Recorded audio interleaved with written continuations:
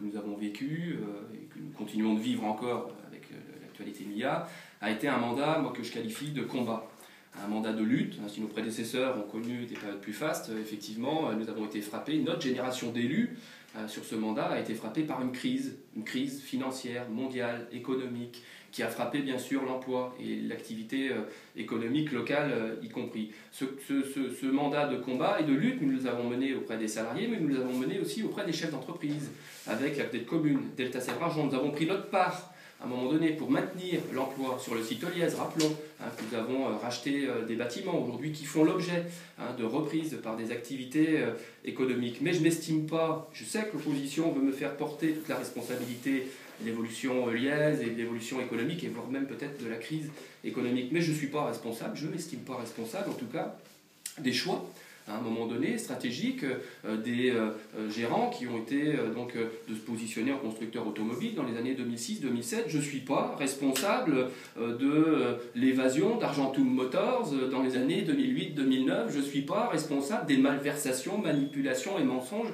de Bernard Krief, consultant avec le groupe BKC. Je ne suis pas non plus responsable des échecs et de la fuite en avant lorsqu'il a abandonné les salariés à 6 mois de la fin de François de Gaillard. Je ne suis pas responsable non plus de l'abondance de millions d'euros qu'a pu apporter Kohl, mais de sa mauvaise gestion. Je ne suis pas responsable non plus de la gestion de Mme Boss sur l'entreprise. Si vous n'êtes pas responsable de tous ces problèmes que vous nous avez évoqués un par un, vous n'êtes pas non plus responsable de tout ce qui se produit de bien.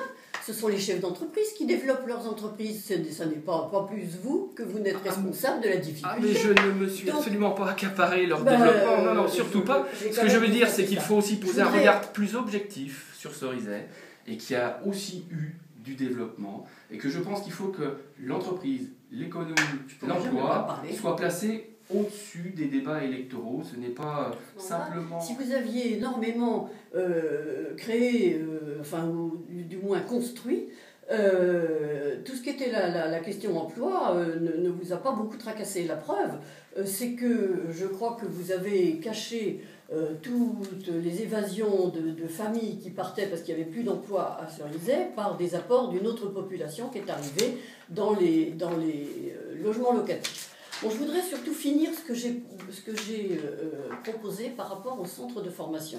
Parce que ce centre de formation, s'il a reçu l'intérêt de l'État, il a aussi reçu l'intérêt de la chambre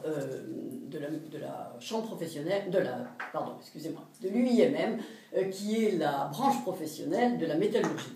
Pourquoi ? Parce que quand j'ai rencontré le président régional, il m'a dit, écoutez, sur les Deux-Sèvres, nous avons actuellement 2 projets. Parce que nous avons besoin de formation dans ce domaine, nous avons un projet pour le Sud et un projet pour le Nord. Il est vrai que, évidemment, vu de Poitiers, l'installation de ce centre à Bressuire aurait été peut-être plus logique. Mais cette proposition m'intéresse et donc je vais en parler à la branche professionnelle et je vous dirai si oui ou non on peut continuer dans ce sens. Parce que